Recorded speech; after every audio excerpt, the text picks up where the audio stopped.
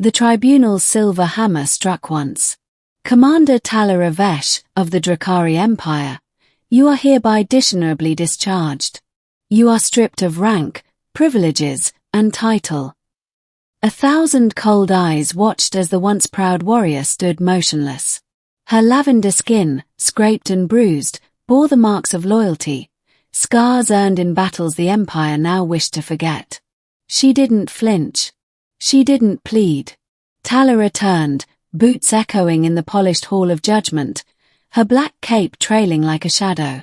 The doors closed behind her, but the word disgrace still rang in her ears. 3 months later, Earth. Dust swirled around her as the dropship took off. She didn't look back. Earth smelled of carbon and rain. Strange. Warm. Real. The human resettlement zone on the edge of New Boston was a patchwork of domes and habitat shells. Here, aliens stripped of allegiance, outcasts, or refugees were sent to integrate or disappear. Talara walked through the open gate, ignored by guards who barely glanced at her file. Exiled Drakari. No threat. Their scanner beeped red, but they didn't care. Not on Earth. The air felt different. It wasn't just the lower gravity, it was the absence of judgment. Need a hand with that? Talara blinked. A human male stood beside a stack of fallen solar panels, his dark shirt soaked with sweat. He wasn't armed. He wasn't afraid. She looked down at the crate she was carrying. No. You sure? He said, grinning. They say you people are all muscle, but even muscles strain. I am not you people, she replied coldly. He shrugged. I'm just saying hi. Talara narrowed her eyes. Why? He hesitated, then stuck out a hand. Because you look like someone who could use a friend. She didn't take the hand. But something cracked in her chest. His name was Eli. Engineer. Volunteer. Veteran. Kind of a pain. Over the weeks, Talara found herself working beside him. Fixing heat vents, patching worn systems, lifting, hauling, digging. They barely talked at first. But humans were persistent. You fought in the Drakari assault on Vesta Station, didn't you? Eli asked one day as they welded reinforcement plates to a generator. I did, she said flatly. My cousin died there.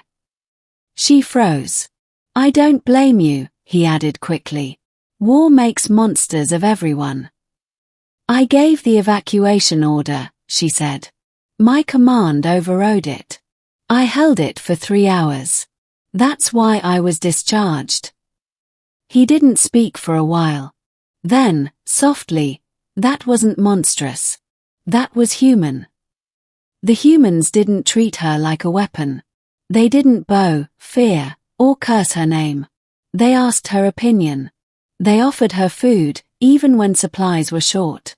They trusted her with children, tools, responsibilities. One night, an electrical fire threatened the hydroponic tanks. Everyone panicked. But Talara ran in. She pulled burning lines with her bare hands, threw a kid over her shoulder, and wrenched a sparking core from its housing just before it exploded. They gave her a medal. A human medal. Handmade, carved from scrap. It wasn't shiny. It wasn't official. But when Eli hung it around her neck, she felt seen. But the past doesn't die quietly. One morning, a sleek Empire shuttle descended into the sky over New Boston. The insignia was unmistakable. Ambassador Rivek stepped out, flanked by armored guards. His eyes scanned the settlement and landed on her. Talara Vesh, he said coolly, you're needed by your empire. I no longer serve the empire. He sneered. A rebellion is forming in the outer rings. They want your leadership. The Empress is reconsidering your status. You cast me out. You were inconvenient. Now you are necessary. She crossed her arms. And when I am no longer necessary? That is not your concern. He held out a comm tablet. Sign. You'll be reinstated. Full rank. Redemption.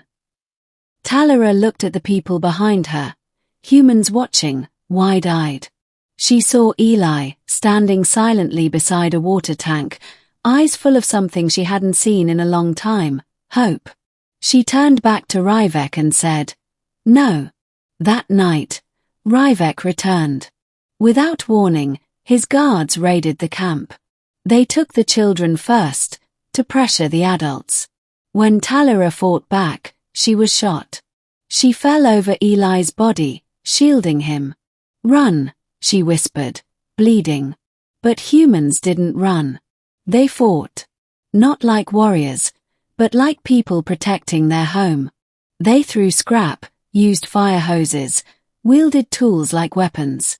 Eli set off a chain reaction in the fuel lines. The explosion lit up the night sky. When the smoke cleared, the Drakari were retreating, and Talara, barely conscious, was carried to safety. She woke in the med dome. Her chest burned. Eli sat beside her, one arm in a sling. "You came back," she said hoarsely. "Of course I did," he said. "This is your home now." A month later, a message arrived from the Terran Coalition. "Commander Vesh, we have reviewed the testimony of your settlement. We would be honored to offer you a place as security lead of the integrated colonies. You'd serve under a joint human-alien council." Talara stood in the command dome, overlooking the camp. She was no longer just tolerated, she was respected. She pressed the transmit button and said, "I accept."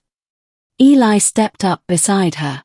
"Guess your empire will be furious." She smiled, slow and fierce. "Let them be."